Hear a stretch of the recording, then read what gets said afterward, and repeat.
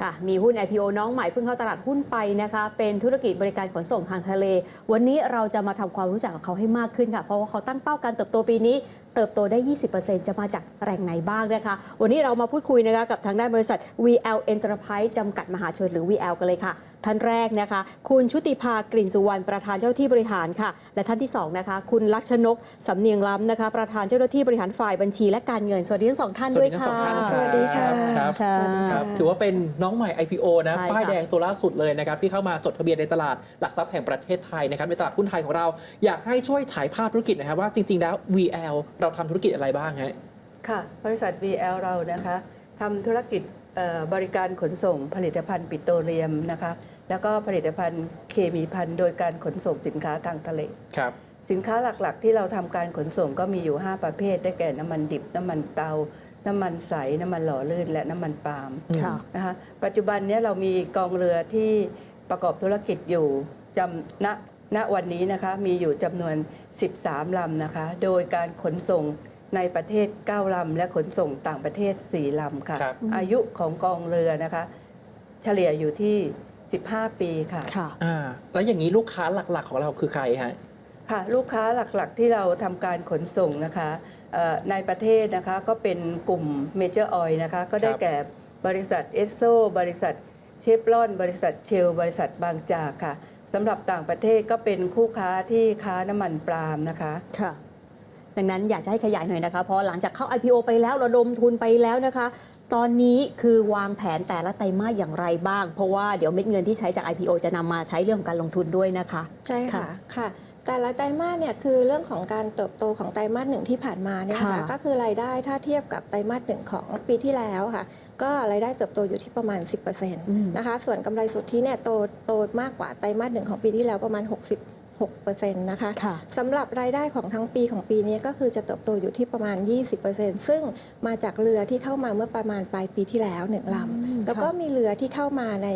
วันที่1เมษายนแล้วก็ให้บริการแล้วในปีนี้อีก1ลำซึ่งอันนี้ก็จะเป็นไซส์ใหญ่ประมาณ 5,000 ตันอ๋อค่ะเท่ากับว่าปีนี้เรือจะเพิ่มขึ้นมากลายเป็น14ลำถูกไหมคะใช่ค่ะที่เราต้องเพิ่มเรือนี่คือออเดอร์ทะลักหรือยังไงคะเนี่ยมีลูกค้ามาจ่อคิวหรือเปล่าคะคุณชุติภาค่ะค่ะเรามีสัญญา COA นะคะลูกค้ามาเจาะคิวเราไว้นะคะคือเรือที่เรารับมาแล้วนะคะ1ลำนะคะก็เป็นสัญญา COA นะคะส่วนอีก1ลำที่จะเข้ามาในปลายปีนี้ก็เป็นสัญญา COA เช่นกันค่ะส่วนใหญ่เราจะทำสัญญาล่วงหน้ากับลูกค้าหรือเปล่าคะค่ะสัญญาของเราเป็นสัญญาแบบล่วงหน้านะคะอายุของสัญญาก็1ปีถึง3ปีค่ะครับมีโอกาสที่จะได้เห็นโฉมหน้าโฉมตาของลูกค้ากลุ่มใหม่ๆเข้ามาเพิ่มขึ้นในช่วงปีถัดๆไปไหมฮะค่ะมีค่ะมีโอกาสค่ะเพราะตอนนี้ลูกค้าหลายคุยกันหรือยังฮะค่ะก็คุยกันอยู่นะคะครับค่ะอยากถามหน่อยว่าทำไมถึงใช้เรื่องของการล็อกสัญญาเพราะว่ามันไปล็อกต้นทุนเราเพราะเผื่อถ้าเกิดต้นทุนตรงไหนผันผวนเราอาจจะรับผลกระทบได้นะคะของข้อดีจริงๆการล็อกสัญญาเนี่ยเป็นข้อดีนะคะเพราะว่ามันเป็นค่าบริการที่เป็นระยะยาวแล้วเรามีงานมั่นคงก็คือ capacity ของเราเนี่ยก็คือขึ้นไปที่90กว่า%นะคะก็คือเรือเราแทบไม่ว่างเลยเพราะฉะนั้นรายได้ของเรามั่นคงเลยประมาณการได้ว่าปีนี้รายได้อยู่ประมาณเท่าไหร่2ปีข้างหน้ารายได้ประมาณการอยู่ที่เท่าไหร่แล้วก็ส่วนของความผันผวนของต้นทุนตรงนี้ถ้าเทียบว่ามีผลกระทบกับเรามากไหมก็คือจริงๆไม่ได้มากเลยเพราะว่าตัวต้นทุนราคาน้ำมันของเราเนี่ยจากโครงสร้างต้นทุนอยู่แค่ 40% ซึ่งเราจะแบ่งเป็นส่วนของต้นทุนที่เราบริหารจัดการได้จากใช้น้ำมันเตาส่วนหนึ่งใช้น้ำมันดีเซลส่วนหนึ่งน้ำมันเตาเนี่ยความผันผวนค่อนข้างต่ำน้ำมันดีเซลเนี่ยความผันผวนก็มีบ้างแต่ว่าสัดส่วนที่เราใช้น้ำมันตัวดีเซลเนี่ยไม่เยอะเลยแค่ 30% ของจากต้นทุน 40% หรือง่ายๆก็คือเท่าไหร่นะ 12% จากต้นทุนรวมที่ผ่านมาเรามีการปรับขึ้นค่าทำสัญญาหรือว่าค่าขนส่งมากขึ้นหรือเปล่าคะถ้ากรณีที่ตัวค่าน้ำมันมันสูงขึ้นในเกินกว่าแรงที่เราตกลงกันกับทางคู่ค้าเราก็มีการเจรจากันเป็นระยะสำหรับการปรับค่าบริการค่ะอย่างนี้ลูกค้าของเรานี่ยังคงมั่นใจนะคะใช้บริการเราแม้ว่าเราจะคอสพัดไปให้เขาก็ตามจริงหรือเปล่าคะคุณชุติภาคะยังใช้อยู่ค่ะเนื่องจากว่ามันยังเป็นเรื่องของการขนส่งนะคะขนส่งทางทะเลเนี่ยถือว่าค่าขนส่งถูกที่สุดแล้วนะคะค่ะ ค่ะ อ่า ต้นทุนขนส่งทางทะเลนะถ้าเทียบกับต้นทุนขนส่งทางบกแล้วทางทะเลค่อนข้างต่ ครับ ำแล้วก็ ค่ะ ขนส่งได้ปริมาณมากนะคะ อืม ส่วนหนึ่งก็คือลูกค้าของเราเนี่ยเป็น MNC ค่ะ นั้นบริการของเราก็คือจะอยู่ในระดับที่เรียกว่าได้ความเชื่อมั่นจากกลุ่มลูกค้า ครับ แล้วก็มี ค่ะ การให้บริการกันมาอย่างยาวนาน ค่ะ แล้วก็เรื่องของตัว oil loss พวก ค่ะ เนี้ยของเราอยู่ในอัตราที่ค่อนข้างต่ำ ครับ ค่ะ นั้นบริการเซอร์วิสของเราอยู่ในระดับที่ได้รับมาตรฐานจากมาตรฐานสากล ครับ ค่ะ จริงๆแล้วคือถ้าพูดถึงธุรกิจเดินเรือเนี่ยปีนี้หลายคนมองว่าไม่ดีเลยมีภาพของเทรดวอร์สงครามการค้า มีเรื่องของดัชนีค่าระวางเรือที่มันปรับตัวลดลงมาด้วย แต่ในส่วนของ VL เราแตกต่างกับบริษัทอื่นๆ ในกลุ่มเดียวกันไหมฮะ ค่ะ เรามีความแตกต่างในเรื่องของค่าสัญญาที่เป็น COA ก็คือความรายได้คือมั่นคง ครับ แม้ว่าจะมีเทรดวอร์มีเรื่องของการเมืองเข้ามา ค่ะ เกี่ยวข้องด้วยความที่การให้บริการของเราเนี่ยเป็นเรื่องของการพื้นฐาน พลังงานเป็นการที่ใช้อยู่ในชีวิตประจำวันทั้งอุปโภคและบริโภคอยู่แล้ว ค่ะ เศรษฐกิจจะเป็นยังไงเราก็ใช้พลังงานเพราะฉะนั้นเรื่องของการขนส่งเนี่ยเรามีการขนส่งก็คือค่อนข้างจะเติบโต ครับ จากแผนธุรกิจเราเนี่ยในปีเนี้ยเรามีการเติบโตของรายได้อยู่ที่ 20% ค่ะ ตอนนี้เราจะเพิ่มเขาเรียกว่าการขนส่งไปเป็นเท่าไหร่ถ้าเกิดเรามีประมาณ 14 ลำ ค่ะ เป็นเท่าไหร่อะคะการขนส่งปริมาณการขนส่ง ปริมาณการขนส่งก็คือน้ำหนักบรรทุกเนี่ยปัจจุบันมันอยู่ประมาณ 35,000 เดซิเบลตัน แล้วก็จะโตขึ้นไปเป็น 41,000 เดซิเบลตัน โอ้ดิฉันสังเกตนะคะคุณชุติภาว่าธุรกิจขนส่งทางเรือแข่งขันกันเยอะมาก เพราะว่ามีบริษัทจดทะเบียนที่เป็นลักษณะแบบเนี้ยเข้าสู่ตลาดหุ้นเยอะมากแล้วเราเป็นน้องใหม่ เป็นยังไงคะกับสถานการณ์การแข่งขันเราอยู่ในอันดับต้นๆหรือเปล่า แล้วก็โอ้โหการแข่งขันนี่ดุเดือดหรือเปล่าคะ คือการแข่งขันอันนี้คือจะบอกว่าหมายถึงว่าเราไม่ธุรกิจไม่เหมือนกันนะคะ ค่ะ ของเราเนี่ยทำเฉพาะขนส่งแล้วเราก็เป็นสัญญา COA 80%นะคะ ส่วนเราก็ขนทั้งในประเทศและต่างประเทศ โดยเฉพาะ ค่ะ เราขนทั้งน้ำมันใสแล้วก็น้ำมันปาล์มทั้งสองอย่างนะคะ ซึ่งบางบริษัทก็ขนเฉพาะน้ำมันปาล์มอย่างเดียวนะคะ บางบริษัทที่ก็ทำหลายประเภทอยู่ใน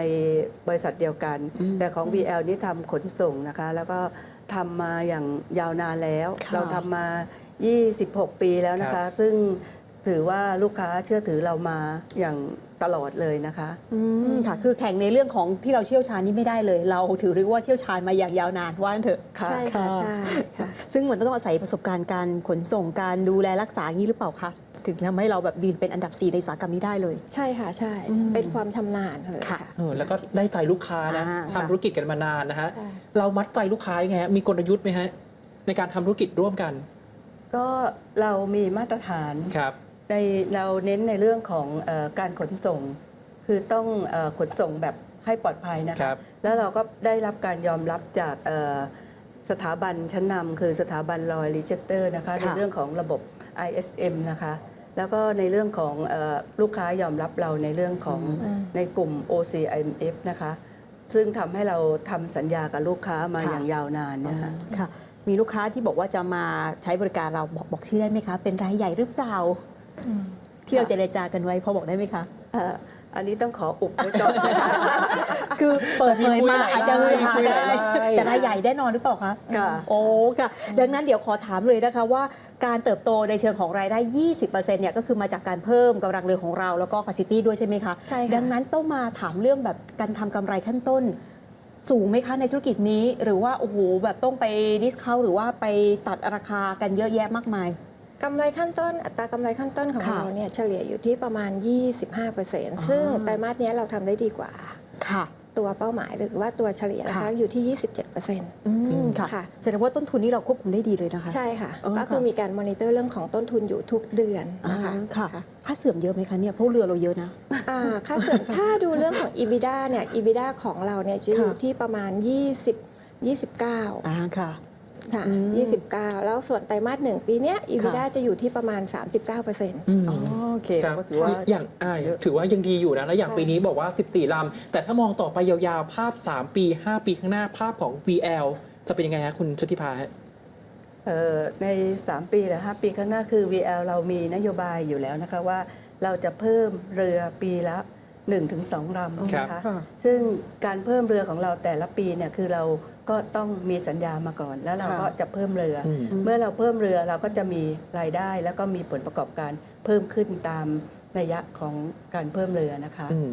คือก็ต้องมีออเดอร์จากลูกค้ามาก่อน หรือว่าได้ลูกค้ากลุ่มใหม่ๆเข้ามาก่อนใช่ไหมฮะ ใช่ค่ะ สองลำนี้ใช้เงินเยอะไหมฮะในการเพิ่มเรือ ลำละประมาณ 200 กว่าล้านถึง 200 กว่าล้านนะคะ ต้องใช้ เป็น ฐานทุ เป็นเรือ นะ เรือลำ 5,000 ตันนี่เป็นเรือ second hand นะคะ ค่ะ ส่วนเรืออีก 2,800 ตันนี่เป็นเรือต่อใหม่นะคะ ครับ ซึ่งเราสั่งต่อใหม่จากต่างประเทศค่ะ ค่ะ ถ้าแบบนี้ก็พอจะเห็นภาพนะคะ ทุกคนก็เลยอยากจะสนใจนะคะ การเติบโตเป็นแบบนี้ขณะที่หุ้นเนี่ยก็เพิ่งเข้าไปจดทะเบียนตลาดหุ้นไทยนโยบายการจ่ายปันผลของเราเป็นยังไงบ้างคะเพื่อจะได้จูงใจนักลงทุนด้วยนะคะ ค่ะ ทางบริษัทเรามีนโยบายอย่างชัดเจนนะคะว่าเราจะจ่ายปันผลนะคะไม่น้อยกว่า 40% ของกำไรสุทธิแล้วนะคะ